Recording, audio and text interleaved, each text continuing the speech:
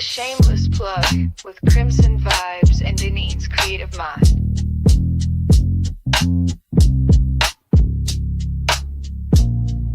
We spotlight the real, no shame in the game. Two queens with the mic calling out your name. From side hustle dreams to headline steam, we raise your voice, we build your team. We don't whisper, we amplify. Your story's power can't touch the sky.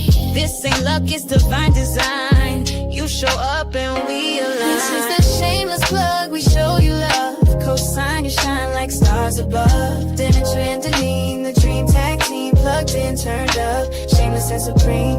Let them watch you break the mold.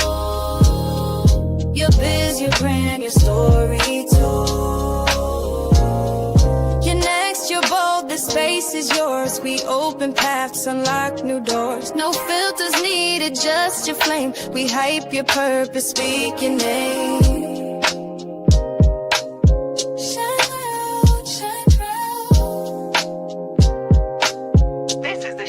Plug.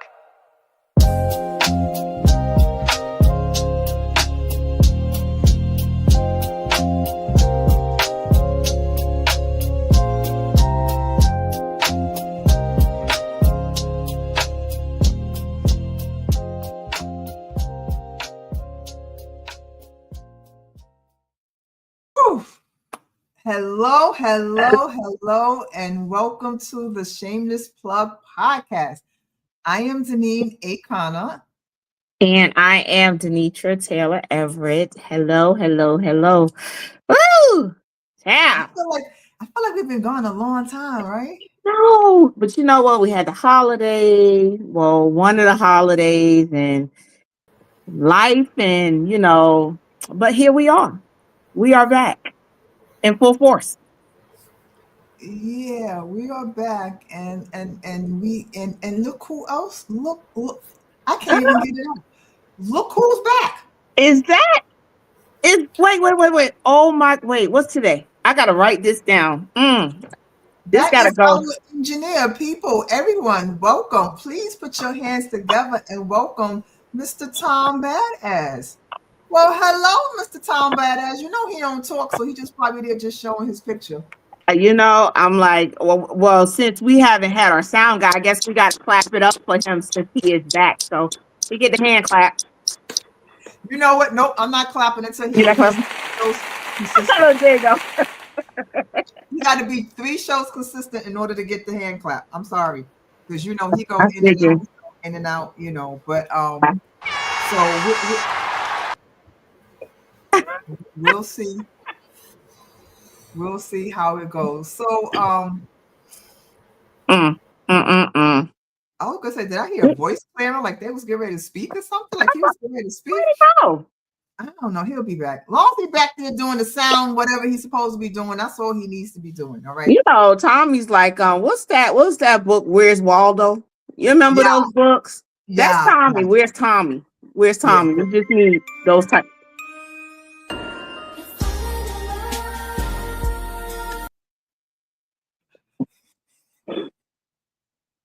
Oh, at this point, I don't know, but it's better him here or not here. You know what I'm saying? I don't know either. I don't know. Sis, please let us know what have you been up to besides the Taylor. Was it Ty Taylor? Tailor-made ties. Tailor-made ties. Yes. Tailor-made ties. Yes. Tailor-made ties. Yes. So, I've had a little bit more time on my hands. So, I started, following, there's these 2 women and one is B. Angela. I think that's her name. I'm going to have both of their names, but they are phenomenal women that are over 40. And when I say they are the epitome of style, oh my gosh, these women are beautiful and they wear these tailored suits and these vests. And I'm like, this is the style I always loved, but I never thought I could pull it off. So I started making these ties and now they've grown into bow ties. And I'm like, I'd be rocking these with I call it preppy, my preppy style. So I'm in my preppy style era and I am totally okay with it. So business suits and vest and collared shirts and everything. So I'm becoming me. Hey, I'm becoming me. nothing wrong with that. You have found you. That's Yes, wonderful. I yes, love it. I yes. love it. It's nothing Yeah. wrong with that. Thank Mhm. you. Thank you. And so this is one of the ties. These are the bow ties. These are the bow ties that I am now working on. But this one mine. I'm not this was, I think I posted it's okay that I buy me my own tie. So this one is mine. I'm not selling this one. But if anybody wants one, I can replicate it. But this one right here, as soon as I take it off, it's going in my stash. So Oh, okay, okay. Now, if anyone wants to reach out to you to get a tie or a bow tie, where would they go? really easy. So I have a page called Tailor Made Neckties. It's on Facebook. You can also reach out to me at on Facebook, Denitra Taylor Everett. Just DM me and let me know that you want a tie. Let me know color, what style you're looking for. Or also you can email me. The email address is DTaylor 1076 at gmail.com. So reach out to me and let me customize a tie for you. They are not just for women. I make them for the men too. Men, y'all don't have to keep with the same old plain ties. Can Right. customize a tie for you too. So men, women, children, heck, even your little doggies, we do ties for the pets as well. So, so just reach out to me and let me know. And I will make you guys a tie. Enough about me. What have you been up to? Which I got to get my planner because I got to write everything now that we're going to be doing in 26. So I got to have your planner so I can write everything down that we're going to be doing in 26 in that planner. I'm going to print out your planner this weekend because it takes a couple of hours. It might be about like an hour and a half or so to print. That's if I print it at home, but I'm gonna print it at home. So yeah, so I'm gonna print that up, and that should be going out to you. If I don't get it in the mail Saturday, I'll get it in the mail Monday. That is totally fine. I got everything written down on regular paper. I'm going to transfer it over because 26 is going to be huge for us. So It is, and I mean, I feel like I've been busy all year, but I've like really, really gotten busy the last 2 months. You know, yeah. um, as you know, everyone should know. Denitra and I are part of a academy, Mhm. Coach John Screenwriting Academy, and as part of that, being a part of that academy, he sends out query letters to Mhm. producers, writers, actors, actresses, and stuff like that. Basically letting them know that you are either a screenwriter for hire, you have a screenplay to sell, Yep. or fully or funded. So he kept saying, the holiday season, get those holiday screenplays Sure. in, holiday screenplays. So that's what I did. And I was telling him I was working on. He's like, "Well, what about the pitch deck?" I was like, "Well, the pitch deck is almost finished." He's like, "Okay, finish the pitch deck." So I finished the pitch deck. He was like, "Oh, I'm going to send it out in your bunch of query letters this weekend." I was like, "But the screenplay, I haven't started the screenplay." He's like, "Oh, don't worry about it. Don't worry about it." Oh, baby.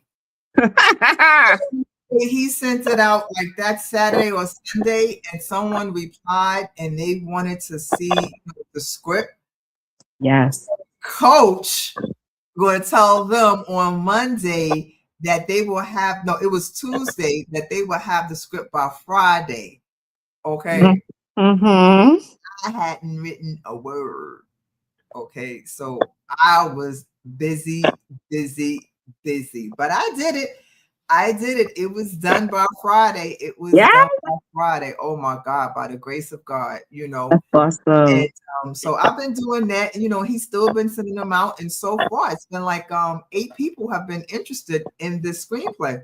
That is So awesome. yeah, we got to keep our fingers crossed, praying that, Sure. someone, actually comes through and do something. Um, They will. What did So you say? so I actually wanted to have a meeting, and so Coach and I had a meeting with this guy, and so he was telling us that he's basically the part of like once everything is settled, Yeah. like you have your actors, you have this, you have that, but you need the money. So he's into helping raise the money, and he's about giving back to the community and helping people. And so he wanted to read. He's like, he was like, listen, he said, give me your best two screenplays, and no, he said, I think he said one, but I think Coach had talked about it to two. He was like, give me your best two that you have. And so I sent that to him, and then Mm-hmm. I actually sent something. I was like, you know what, I appreciate that, but hey, the screenplay, the holiday screenplay, which is Swipe Right for Love by Christmas, I said, that was the one that really caught your attention. So, since you said you was in a good mood and the holiday spirit, I was going to send that one aside. So he was said that he was going to find people to read them and get back to me, with honest feedback. And I was like, yeah, I welcome that. Definitely welcome that. That's awesome. Oh Yeah, my so gosh. that was cool. Just responding back to the inquiries, the query letters are interesting and fun. You got to keep it real. I know Coach had responded to one, and they was asking about funding. It was like, listen, he's responding like, I'm broke. I am a broke screenwriter. That's it. You know what I'm saying? He told me, he said, be honest. Listen. Don't try to sugarcoat anything. Let them know you are broke. You're either trying to sell it or you want it to be fully funded. Yep. So that's Yeah. what it's about. So I've been, busy with that. And then, of course, I've been doing my TikTok thing. Yes. And what else I've been doing? I mean, I feel like I've been doing so much. The You TikTok about my happen. school. So I've been, having, being on my school and showing people things about Canva and how to create passive income. So I've been busy. I Yeah. literally have been busy, and I Yeah. like it. I like it. I like Good. it. So Good. I am Good. ready. Yes, I'm like you. I am ready to start writing in my 2026 planner as well. You Yes, know, it's gonna be an awesome, awesome year. And we got an awesome, awesome guest tonight. I'm excited. I'm we so excited. do, we do, we do. Um, So mm, tonight, guys, we have Alan D. Gray Jr. of Black Gold Comics. You know what? It's amazing how I did not know how many Black comics there are. On this show. I think this is like our third or fourth one. Listen, I just to on the sidetrack.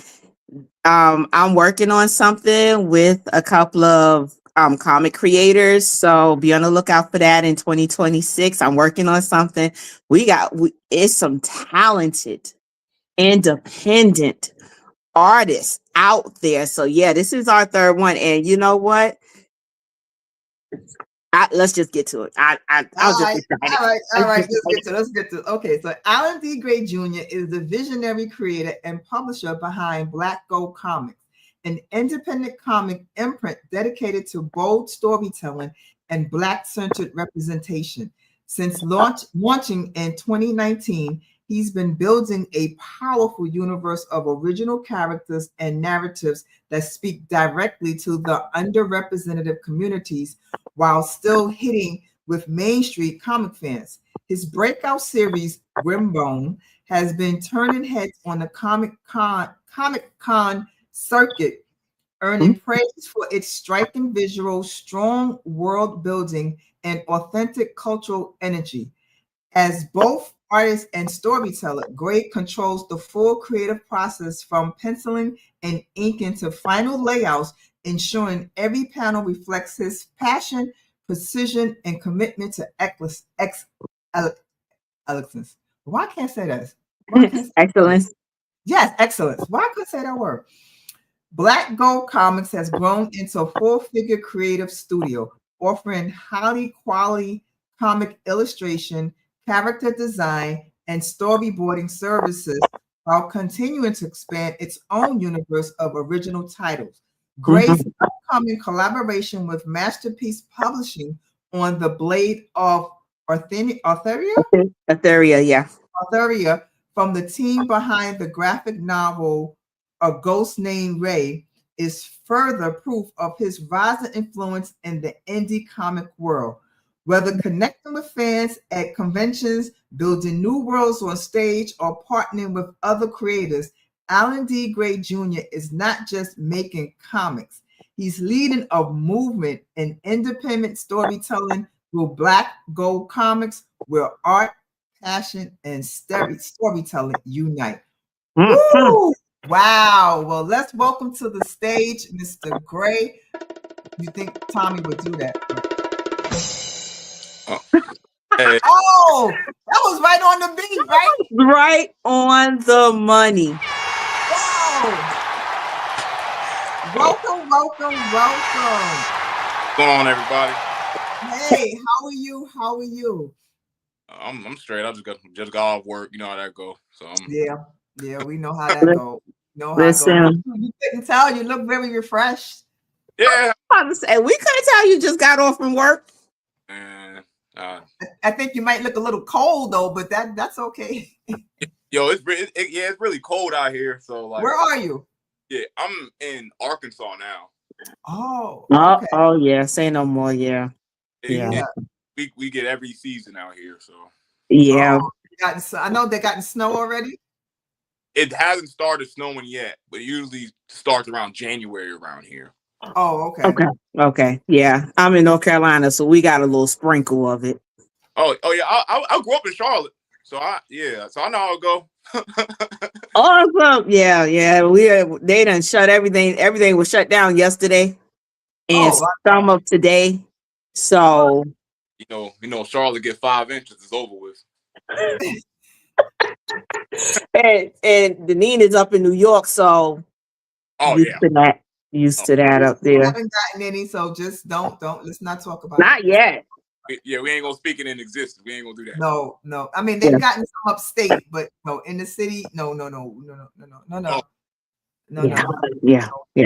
So, Mr. Gray, you've been busy, huh? yeah, this year been crazy. This year's been crazy. So tell us about this year. Well, I heard the intro, man. That makes me feel so professional when I hear people say it. It is. Listen, we don't know. When we're in the midst of doing I always say when we're in the trenches, we don't see everything that we're doing. Yeah. So when you got somebody reading off acclamations and things that you're done, you're like, man, I really did do a lot. Right. On the Yes. history. This year, because technically Grimborn I did last year. Okay. Because funny enough, with Jonathan, it was supposed to be like a collaboration. Yeah. Because I collaborate, I was pitching him ideas. Because like, yo, we together just come up with an idea. I came up with like 6. So like Grimborn was just random. And I really liked it. So when he said, nah, I want to do something else, I was like, I'm stealing. This mine. This mine then. I know that's right. Hey, bro, whatever we think of something else, but I need that. Okay. So tell us about Grimbone. So Grimbone, because a lot of the stuff I always worked on was really dark. So like Grimbone wanted to do like something like for kids. So like the thing was like, yo, I wanted a book where the parents can read it with their kids. Like not like some Sesame Street stuff, but like, you know, I can leave my kids with this and I don't gotta worry about seeing nothing crazy.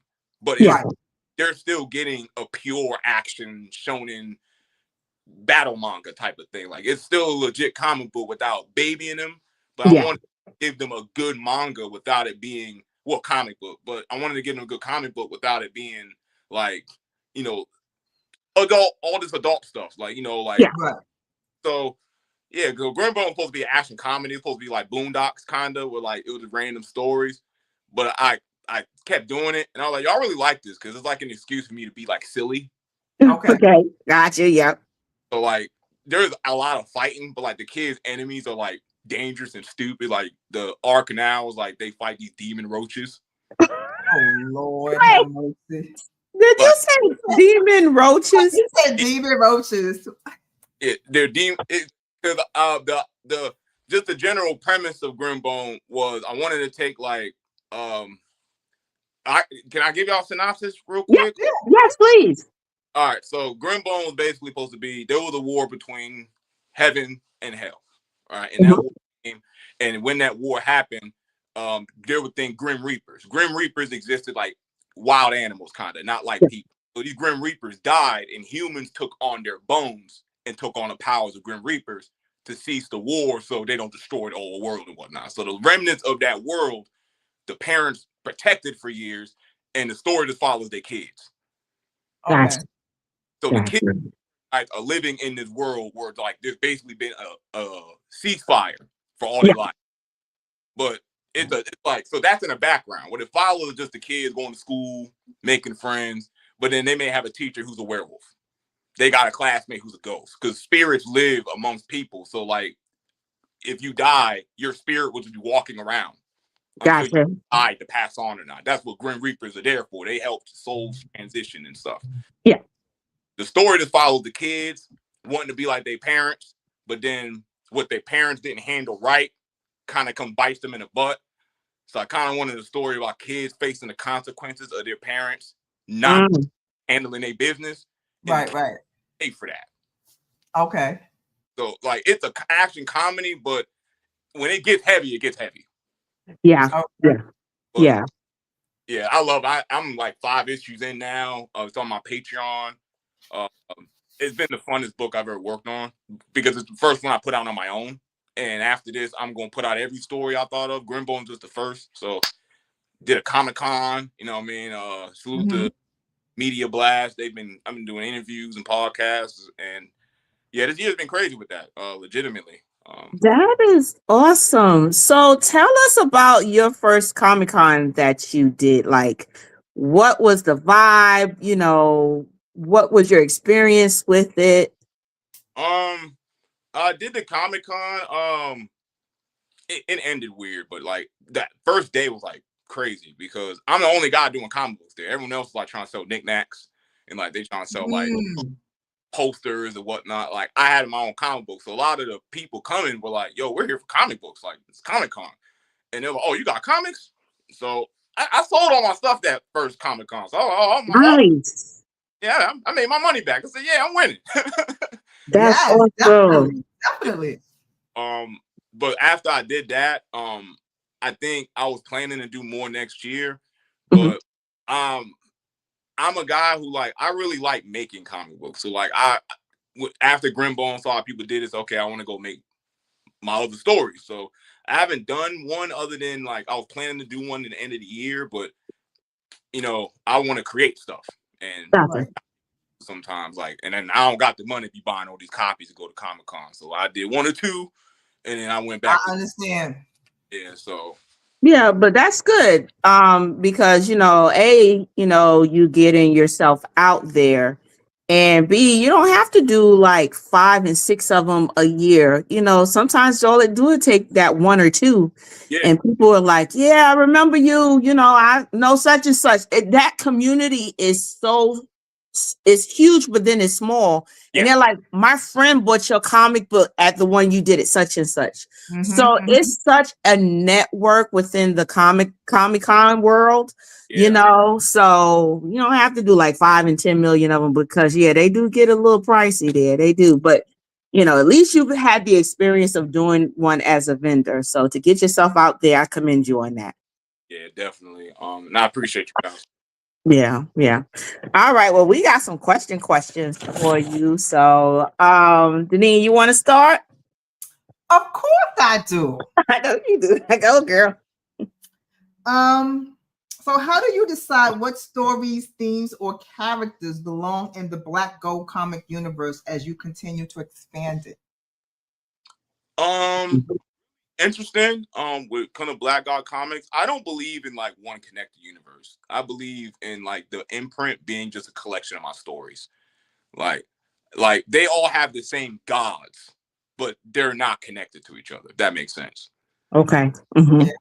Yo, you won't see this character jump in that character. I always thought that was kind of corny. Like it'd be like a character that's like in a Mickey Mouse book, and then he pop up in a Batman comic like that. That ain't never make no. You know what I mean? Know what? Damn. You can make it work. Okay. Like you can make it work, but well, let's stop right there. And I only say that because that was one of my fun questions that I was going to ask you later. But since we kind of like got into This it, is I hard. have to ask you now, right? Yep. So my fun question was gonna be if you could have any Marvel or DC comic character cross over into your comic book, which one and what episode would it be about? Marvel or DC? Yes. All right. It will be DC for me, and it will be Darkseid. Okay. Oh. DC had a book back in the day by Jack Kirby called The Fourth World. Mm-hmm. Mm-hmm. Like, this is a deep cut for comic book lore and stuff, but Darkseid was supposed to be a Thor villain, but Jack Kirby fell out with Marvel, so he went to Yep. DC. Yep. He took the fourth was a Darkseid, Orion, and all. So I've always loved the Fourth World stuff. So when I see Darkseid, I get super excited. That's my favorite villain in comics. If I ever could introduce him into a story, I do have one story which is basically gods throwing hands with each other. And Really? yeah, it's in the stash. It's technically my biggest story I have in the stash because like a lot of the stories I have already drew out. Yeah. I like ink them, but like they're penciled out just because I get bored at home. I just be working on stuff, and then yeah. So that Titan Odyssey is a story I have in the stash, like because my main character is like a god. Darkseid was always like somebody like if he would fight a DC villain, it would be Darkseid. Like Okay. Gotcha. if I ever could. Okay. All right. So I got my fun question off early. You sure did. That was good. That just like really tied into, that was a good path to go down. Right, because he brought it up, so I have to. I Yep. have to. So She was on. you go, girl. You go. Okie dokie. So I got a question for you. It Okay. says, how do you balance cultural specificity? I can never say that word with universal themes that resonate across your audience. That was always a weird balance for me when I'm telling the story. Obviously, I represent Black folk. You know what I mean? Like especially in genres, I don't feel we're in a lot. So that's why I do so. Like action comedies. Like the next book I'm doing, Blood Fade, is like a vampire epic, like a medieval vampire story. Nothing but brothers and sisters. But I don't do it in a way where like I'm trying to draw from like, I want this to be where like, yo, man, we gonna represent hip hop in this. It's like, no, this is still a medieval story with Right. characters. There's still a lore here. I don't want them to be like the mouthpiece of every cultural trope in our community. Yes. And to be natural, like hey, like the girls are hiding out from this thing, and Shorty's getting her braids done because one of the characters in Blood Beta, her tribe braids their hair a specific way. Yeah. So she like while they're chilling, she's just getting her hair braided. Like it's not like it's just regular stuff. Like I just want it to be natural. How I show us just existing. Like I don't have to explain why there's Black people fighting vampires. I don't have to explain why this superhero is here or why there's Black people with samurai swords. I don't have to explain that. And Good. that's how I do it. Like I don't hold Black people's hand like, oh, we need a Black book where you got to speak to this, speak to that. No, we just want to read a good book. Exactly. I agree. Sometimes it don't have to be that deep. It'd be a great story without it having to be that, oh, well, this is because of such and such. Well, back in our time, back in our ancestors, we don't have to. Sometimes it's just a good story and it don't have to be that deep. Yeah. Right. That's my thing. Like Yeah. theme matter. Like I'm never gonna not, speak on certain things in the community. Yeah. But at the same time, sometimes, hey man, I'm watching this specific character and their specific struggles, and I already like the character. They already look like me. I don't need to sprinkle any. Like I don't have to do extra. I'm already. You know what I mean? So that's the balance I keep. I'm like, hey, I just want someone to like it first. Like I just want to like it first. Yeah. That's all that matters to me. Yeah. Yeah, I always feel like sometimes, we always seem to be the community of people that we have to explain stuff. Like, why we always gotta explain everything? We don't want to always explain everything. Why we can't just go with the flow? Let things just, okay, I'm going off on a rant. Sorry about that. I'm sorry. Okay. I'm gonna reel it back in. Sometimes I don't want to explain stuff. Just want to, it's a good story. It's a I'm a good rant. story. You're perfectly fine. I'm a rant. Okay, that was my question. What you guys says? Before I go to the next one, I want to give a shout out to Cheryl Harris is watching, and Passion Hanford is sending love, and she's watching. Hello. Thank y'all for watching us. So I read this, and this really want to ask this question. You handle the full art process from the penciling and the inking to final layout. How does having total creative control shape the message and final look of your work? I love it. I'm not gonna lie to you, I love it. I'm a big person I like to take my time with a story too. Mhm. When I got into comic books, I learned to process it because I don't trust somebody else with my stuff. You know what I mean? Mm. I want Mhm. when I started, like everyone wants a team. I wanted an inker, I wanted someone to do I was gonna always do pencils, but like an inker, a colorist. Yeah. But I never found one, so like I just had to learn this stuff. So, but when I'm learning it, it's like I learned how to ink in a way that complements my pencils. I learned how to color in a way, and even when I went to digital, so I could color it and make it look professional, a little at least clean, right? Yeah. I had to learn how to do it in a way that still complements my pencils and my inks on paper, so it's not looking like a different drawing on when I scan it. Yeah. So like you see Grimbone, people think a lot of it I drew on paper, even though it's you can see the shading and stuff. A lot of it I draw as much on paper as I can. And as far as sequencing, like the scenery of pages and whatnot, I just like to have that control because I like to make things as cinematic as possible.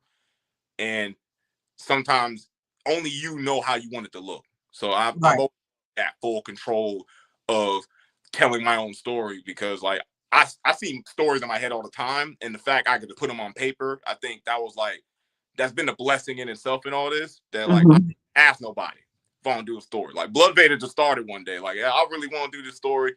I'm gonna do it now, and I just started drawing, and I got like 10 pages done already. Like it's just What's up? Yeah. So, but That's awesome.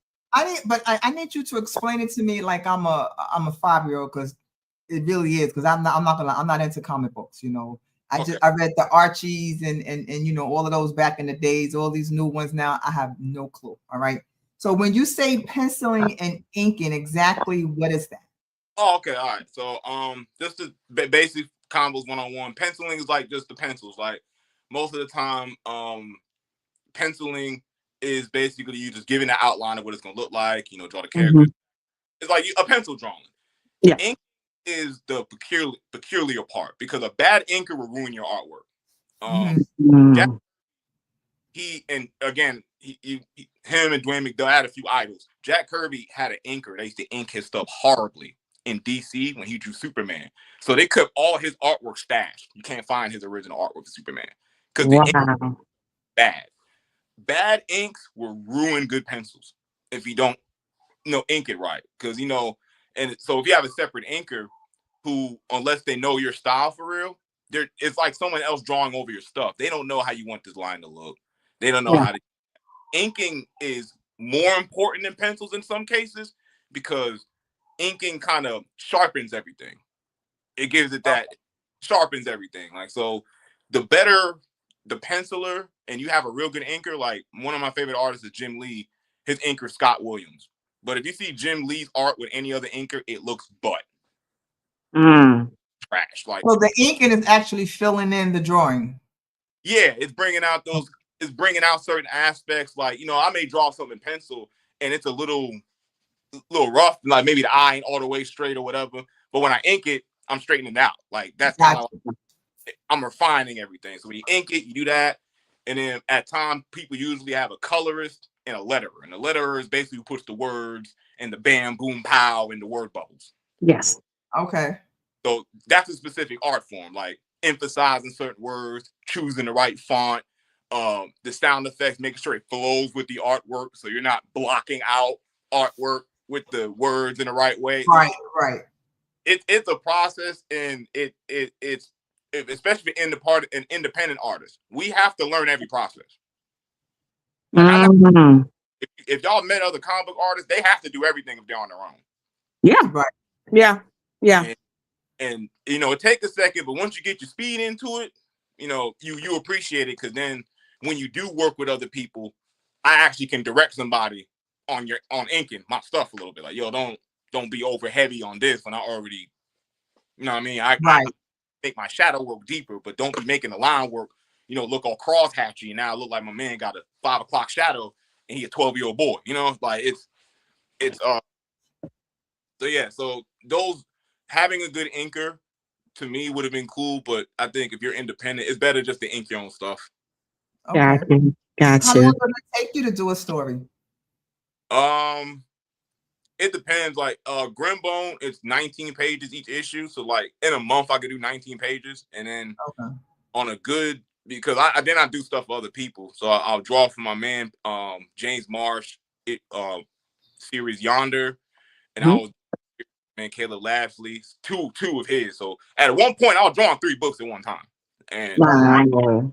yeah, I'll draw 3 books at one time. And same thing in a month, I gotta get him his issue. I gotta get my man his issue. Like I was working on Grimbone and finishing the artwork for Yonder for my homie. So I was working on Grimbone and doing like 3 issues for that. And I finished all of those in 2 months. So you Wow. own and So, have a 9 to 5, right? and I got a 9 to 5. So Right. like luckily I work from home. So while I'm at work, I'm at work. Got you. Yeah. I got you. Yeah. I'll be on the clock. So that's the reason I'm able to do it like that.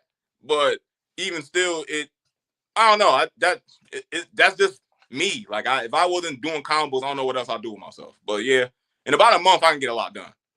Okay. That is awesome. That sounds about like us as screenwriters. We are working for ourselves and we handling we mostly independent, handle everything. So I totally can understand that. So the idea of having an anchor, that basically means that you have to have a great relationship with that person. Like they have to know you, know your style of things, and so that way they know, okay, well, I know how Alan wants this done, so Yeah. let me just go ahead on and do it. So you got to have a Right. really great working relationship with that type of person. Yeah. I heard you guys talking a little bit about the screenwriting thing. Congratulations, by the way. I didn't, Yes, Thank congratulations, you. Janine. Yes. yeah, and I think with screenwriting, I always compare doing comic books similar to making a movie. So, because pretty much it is like you write a script, you Yep. storyboard, you work with people, collaborate. And again, I love working with people. I think that's another thing. I really like creating with other people. So like, I like the fact y'all screenwriters is awesome, because like this is the first interview I've gotten like story writing specific questions. So it's like Oh, I'm like yeah, I'm digging it. us as screenwriters, we love a good story now. We really do. We Okay. do. So that's Okay. perfect. Yeah, Awesome. Okay. I got a question. I had a question. Where to go? Here it is.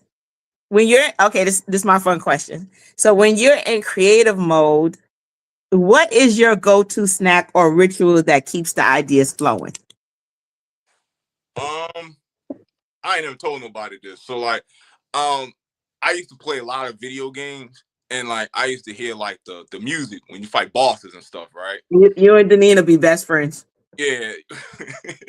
And so like I was into rock music, the heavy guitar stuff. So it would get me super energized. So I think of fight scenes. So when I really want to draw something, I put on my headphones, I'll just walk. I'll go on walks.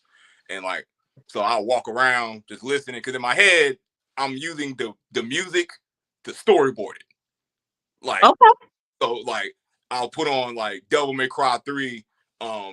He fight this big Cerberus thing. So like this cool rock song to play all the time. When I go on my walks, I put it in because I think of a lot of my fight scenes. And, if it's a darker song, I think of darker story elements. If it's a lighter song, I think of more of the happy go. So the music helps me get in the mood of what I'm going to work on. That makes sense. Mm-hmm. So That like, does. yeah, and then I'll be walking. Sometimes I'll be walking for about an hour. So like it's like my exercise in a way. Like before I jog one.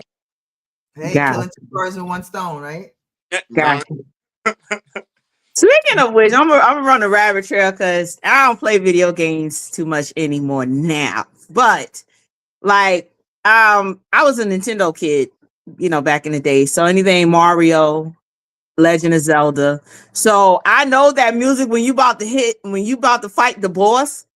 And that is not the music that plays nowadays on video games when you about to get to the that music is different. And the first time I actually heard like music and I'm like, oh, I know this song was Grand Theft Auto. To hear the music that we listen to and it's in a video game. So that's as much as I can talk on video games. I'm still old school. Give me an old school Nintendo, Sega Genesis, and I'm happy. I leave that up to y'all with all this new stuff, especially Deneen with what she be playing. I don't play games now. I play this stuff from back in the day, but I was a so me and you gonna be good friends. Sorry, yeah, Deneen. Sorry, yeah, Deneen. I gotta I, take your friend from you. I play Final Fantasy and stuff. So like, I know that one. Final Fantasy past like 6 or 7, they had full orchestral scores. So like full orchestras playing their soundtracks. So like, man, I'm playing a game. I'm like, dog, this is like final battle music. I download that on my phone. I'm walking. I done invented the whole world, like kingdoms and whatnot, because the music's epic. Like, yeah. music, See, when I play, it's funny because I was playing the other day, and I'm like, I gotta turn this music down. Like, I can't hear footsteps. I can't hear this. I know. I don't want to hear the music. I don't want to hear the music. Yeah, because you be focused. You be trying to get whoever it is you got to get out of your way. So you be focused. I gotta survive the gas, man. I gotta survive the gas. The gas be coming real fast. I don't got time for no tunes and no. Right. I'm like, no. I gotta hear it. I gotta hear it. She be in the zone with her surroundings. She don't even want to hear the cricket out in the field. She just shooting games, huh? I play Call of Duty, yes. Oh yeah. You don't need no music for no Call of Duty. Yeah. Most definitely. But I think that's true. Well, I know for me, I'm like the same way when I'm writing, like music could make a world of a difference. Denise's she's working on a holiday script.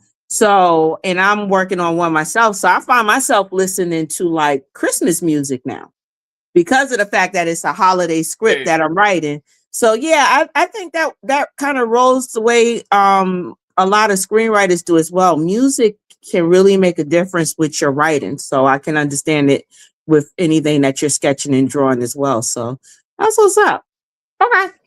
All right. You got a question, Denise?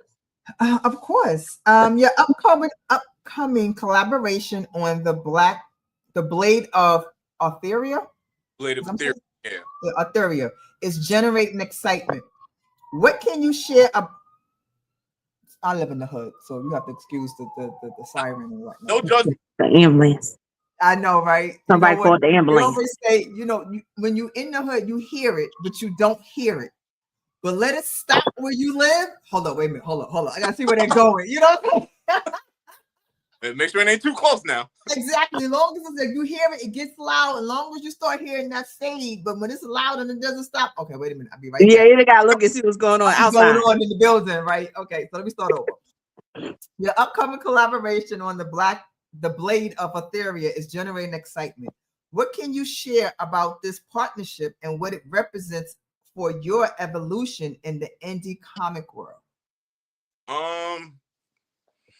I can't reveal much other than ideas he told me. I did some brainstorming, but if you're into like something that's like high fantasy, like a homage to like he showed it was a video game he showed me of like a medieval type of game where like someone get like a sword and they're in a different world and something like that, but it's a brother and sister dynamic.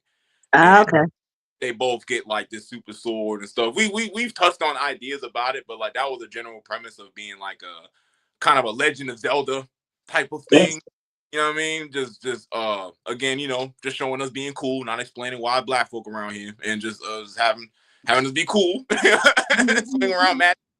I had an idea for he's still writing it out. Like you can't give me a premise like that. I start brainstorming. I make my own story and stuff. So, but John is what he's told me. The ideas he's had is dope. I just want him to iron it out so I can actually talk about it. Got you. Yeah. Got you. Now, I mean, this is a good question. How do you sleep at night? Meaning, do you dream about your character? See, like me being a creator, and I tell people it's a gift and it's a curse because I feel like my brain never shuts off. Okay. All right. I can go to bed at night and I'm asleep and still thinking about, I should create this. I got to create that. So I'm not really getting a good night's sleep because my mind is still going. It doesn't shut down. Hot water. Right. So is that the same for you? Like when you go to how do you sleep? Like do you just shut it all out and go to sleep, or does it creep into your dreams and things like that? Or do you wake up in the middle of the night like, oh, I got it, It's a bit of both sometimes. Like if I'm tired, I'm just I'm passed out. I'm just done. But when I really like an idea and I go to sleep, like I knew Grimbone was that sauce when I was really thinking of the fights I was planning for the series. Cause I know Demon Rose things sound funny, but their battle against him at the end is the craziest thing I ever put on page. When I go to sleep at night, I'm seeing these kids battle this insectoid creature in some massive chasm. The city's collapsing around them and they're trying to escape while fighting. So in my head, I'm seeing the craziest fight scene in existence. So yeah, sometimes sometimes I'm in here playing for 8 hours. But so it's 50-50, I say for me. It never keeps up. I just wake up randomly. Something stupid will happen while I know I'm about to wake up. The character starts saying hey, you need to get up. We gotta go to school. Huh? Oh. Well, before we do anything else, Jonathan is on. Hey, Jonathan, I'm looking at all of your messages. So Jonathan said, hey, he also said, let's see. He said, Jim Lee did those 90s X-Men comics and the Wildcats. Mm-hmm. I remember that. And he also said, shout out to James Marsh. He is in Blacktopia as well. And yes, I definitely need to have Alan on the upcoming documentary. So Alan, me and you gonna chit chat.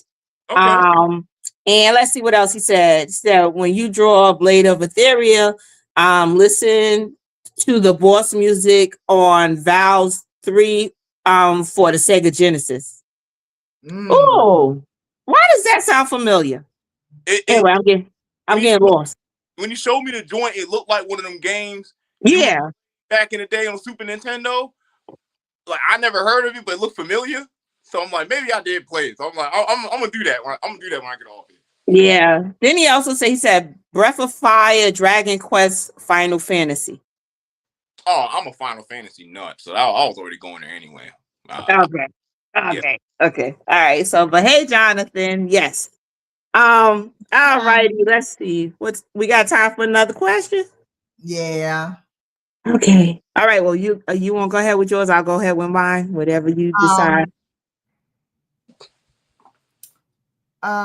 Okay. So Grimbone has been gaining traction at the Comic-Con circuit.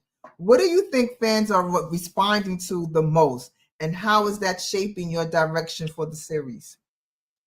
I think with most people, when I sent them out to people, a lot of things they like was the fact of the family dynamic, because the series follow the parents and the kids. So I told y'all the premise of all the magical stuff, but most of it's just the kids going to school. Just being kids. It's super regular. It's just there's random mystical stuff that will happen. Hey, I gotta go to the store pick up something. But then when I go to the store, it's a store full of giants. Yeah. So I like that. So their enemies, I try to find stupid things like the demon roaches, and then the next arc after that, they fight unicorns. Unicorns? Oh my God. So see, when I step on a bug outside, I say die demon.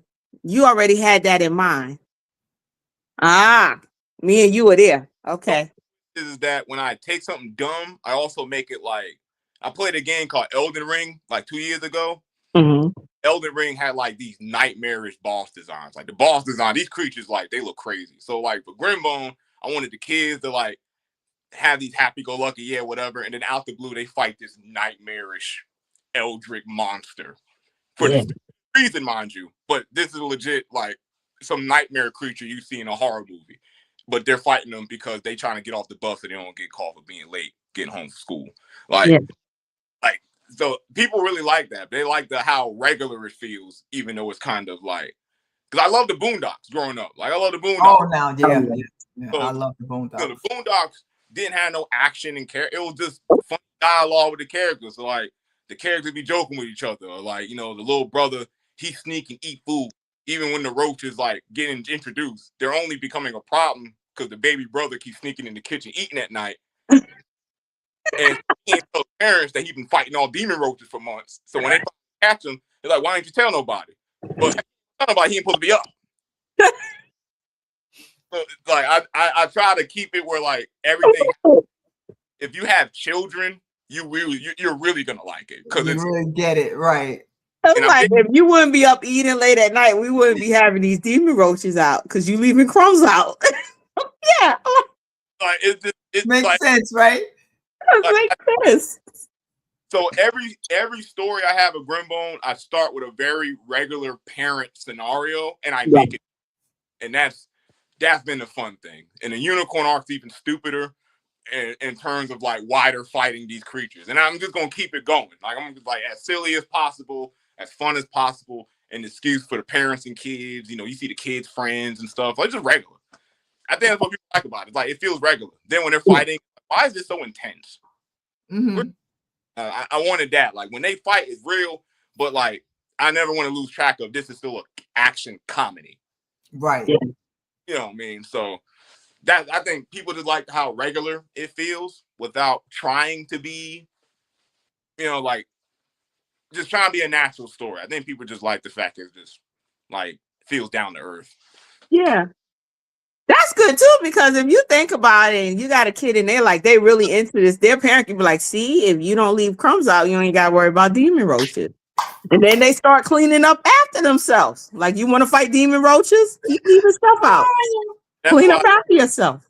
That's why it's a moral in the stories. And the kid be scared to go to the kitchen at night, right? Yeah, they'd be scared to go in the kitchen at night. That's right. Think about it. I ain't going in there. I'm not hungry. I ain't going to get no water. They see two beady eyes looking at them, and they're like, that's a demon roach. I'm going back to sleep. But the dope thing is that even the first 3 issues I did, they were going to the museum, and then they go to the museum, but when they're in the museum, someone's robbing it. And oh Lord. No. So while the adults was fighting something outside, they're like, let's go check on the kids. The kids should be all right. The kids are fighting for their lives against their first supervillain. And so like the first 3 issues kind of sets the tone of it. Like it's gonna be goofy, but these things, when the kids fight them, these enemies will kill them. Like this is not like they're fighting like they're still real danger. These kids dying when they fight. Yeah. But it's like, why are you fighting to the death because you were stealing paintings and stuff in here? Like, it's like the absurdity of it is what I like. Gotcha. I love it. Okie dokie. All right. Oh, so I get the last question today? Okay, I got a good one. Okay. This is probably so picture this. How fun one. Alan. Yes. You get to design a Black God Comics theme park ride. What is it called and what is the experience like? Oh, that was a good one, sis. That was a good one. Dang, I gotta think now. I'm gonna pick one that just suits the mood of it more than anything. Yeah. Dang, I don't even like themes like that. I gotta think now. It could be about the demon roach. It could be a demon roach ride if it need to be, Well, you gotta think about it, kids. The kids they boarding on the roller coaster. Yep. They're about to go in that tunnel. And what happens in that tunnel? What do they see? Right, right. I would say, I don't know if y'all, it's a roller coaster that I was in, Carowinds when I was in Carolina. Mm-hmm. It was called the Borg. Like you laid flat on your back, and it was like one of them loop de loops and all that. But like you Yeah. laid flat down, and Gotcha. and if anything, I call it that. Like, Okay. yeah, that it'd be a ride like that, and Okay. it definitely will be grim bone themed, but Okay. but it'll probably just be like one of them Borg roller coasters. We gotta lay flat down, and Okay. then Gotcha. like Wow. See that. I can see that. Closest thing I ever got to sound like that was like back in the day, Great Adventures came out with. I think it was like the ride where it's like the Batman where like you're sitting on this little stool and your legs is dangling. I think it was either the Batman or the Superman ride, and you had like we waited for like 3 hours to get on that ride because it was like the first roller coaster where you're not actually sitting down and your legs are dangling. So I can kind of see the laying down on the board type. Yeah, I yeah, didn't experience that, but that's as close as I got. That was like the last roller coaster that I got onto because I was like, mm-mm. You going on a loop de loop and your legs are up in the air? No, thank you. No, sir. I, Pass. I Yeah, can't. no, yeah, that was it for me. That was it. That was my last thrill seeking ride, and yeah, that was it. Everybody gets their thrills in different ways. That is not mine. That not That me is neither. not mine either. Trust me, I have not been on a roller coaster in at least 40 years. Okay. Listen, I used to be a thrill seeker. We used to go out to Coney Island all the time and ride the roller coaster out there. That rickety old thing. I was a thrill seeker, but after that, I don't know something. I don't know. The fear of the Lord got into me after that one. I was done. I was like, I'm gonna keep my The foot. fear of the Lord. Fear of the Lord got into me after that one. Yeah, yeah. So I get it. Oh my Oh, goodness. this was You so much fun. Oh my gosh, I had a great time. likewise. I love these are the times, and we go through this every time. But when we love what we do, we love talking to people, and it's just conversations, like great conversations. And I am a comic book fan and fanatic and fantasy, love it all.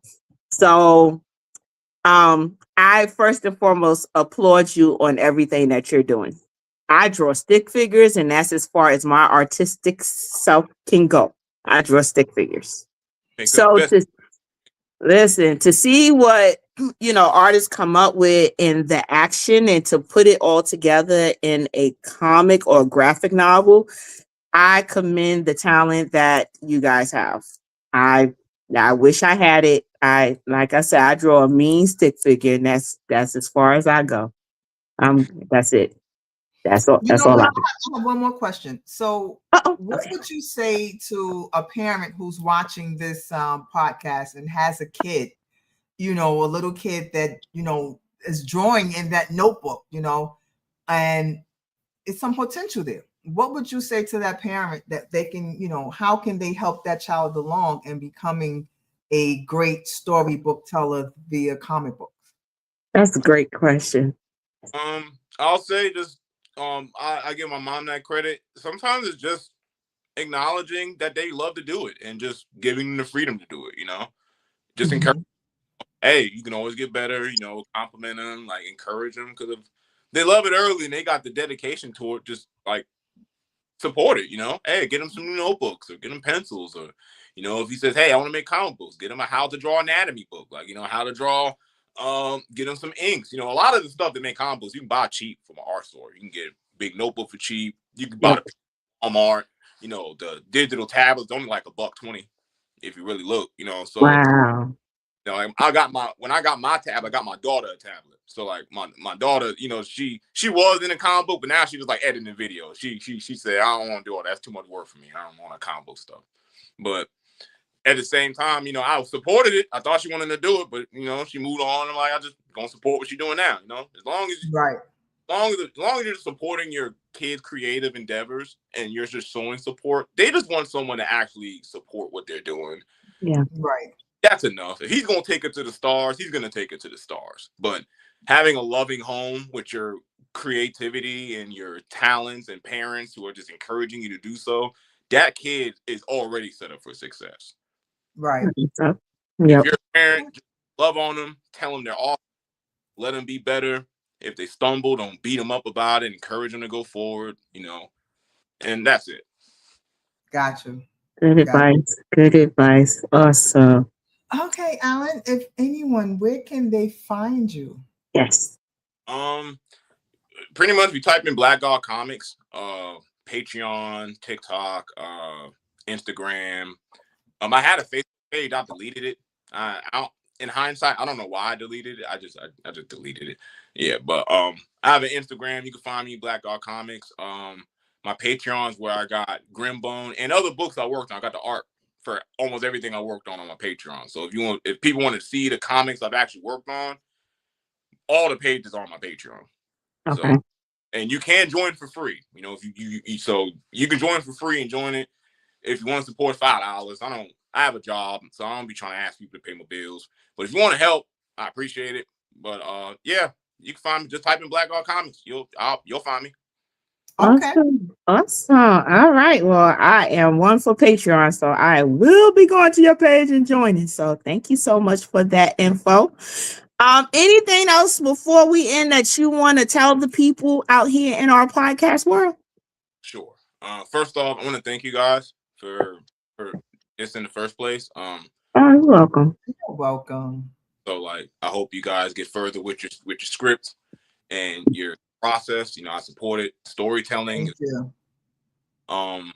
And if anybody wants to support it, I got Blood Vader in the works. For the adults, this for the adults, right? And this for adults. So for the adults who want to get some, if you're into Final Fantasy and the Lord of the Rings, if you're into vampires, this is it. This is regular Alan. Grimbone is like happy friend. This is regular Alan. Well, I can get nitty and gritty of what I'll be wanting to do for story. I think people are gonna love it. And hopefully I work with more people. So that's all I got. Awesome. All right. Well, thank you so much for joining us. We appreciate it. We are definitely going to have you back. We're gonna do a whole comic panel something probably in 20. I think she already got something planned like that. So I'm just going to be quiet. Yeah, she's already cooking up something. Yeah. Yes. That's your evil grin.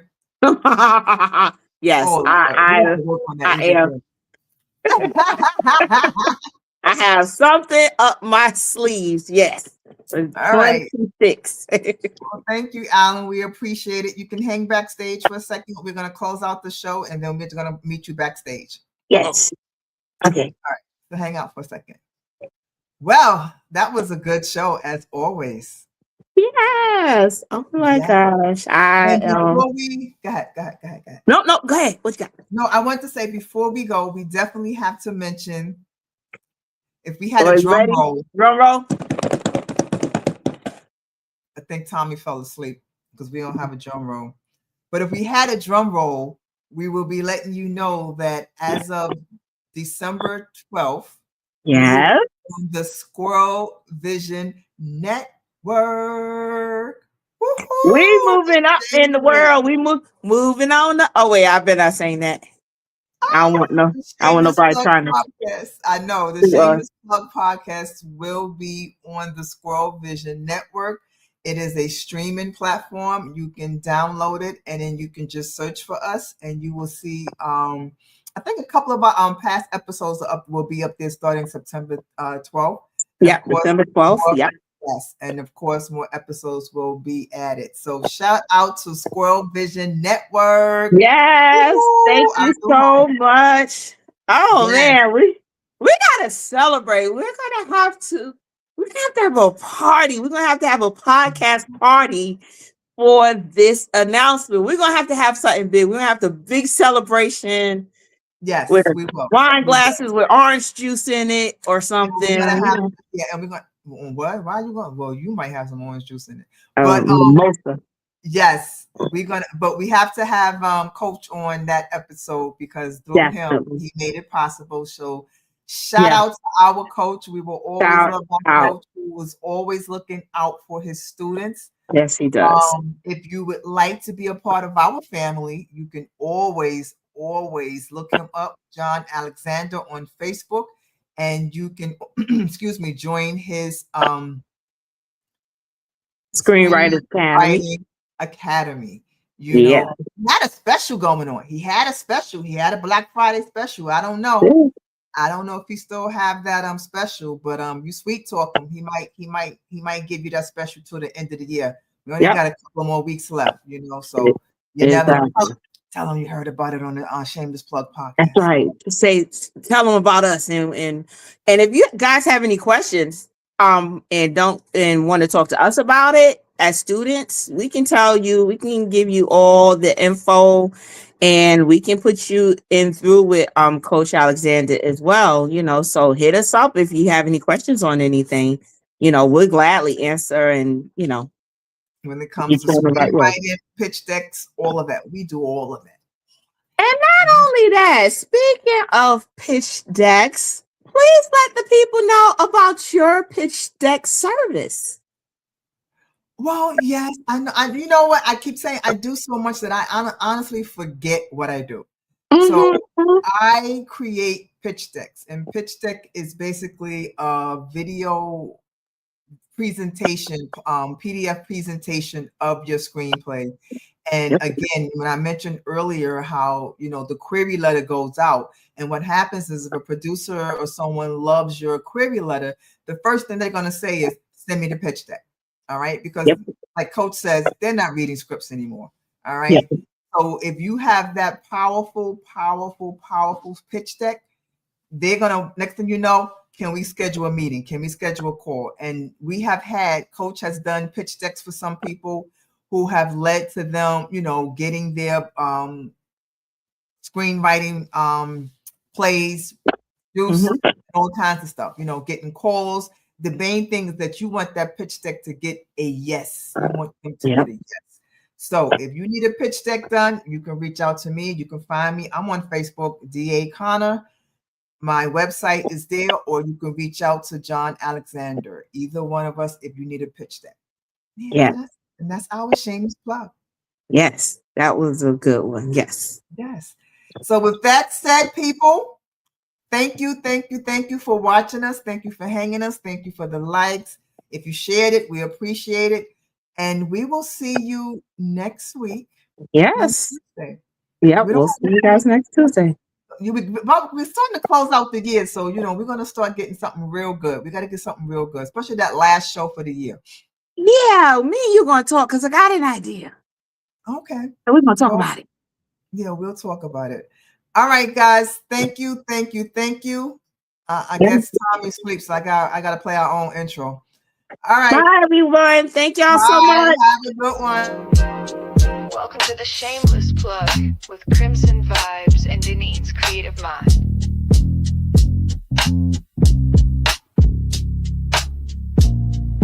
We spotlight the real, no shame in the game. Two queens with the mic calling out your name. From side hustle dreams to headline steam, we raise your voice, we build your team. We don't whisper, we amplify. Your story's power can't touch the sky. This ain't luck, it's divine design. You show up and we align. This is the shameless plug, we show you love. Co-sign, you shine like stars above. Then a trampoline, the dream tag team. Plugged in, turned up, shameless and supreme. Let them watch you break the mold. Your biz, your brand, your story told. You're next, you're bold, the space is yours. We open paths, unlock new doors. No filters needed, just your flame. We hype your purpose, speak your name.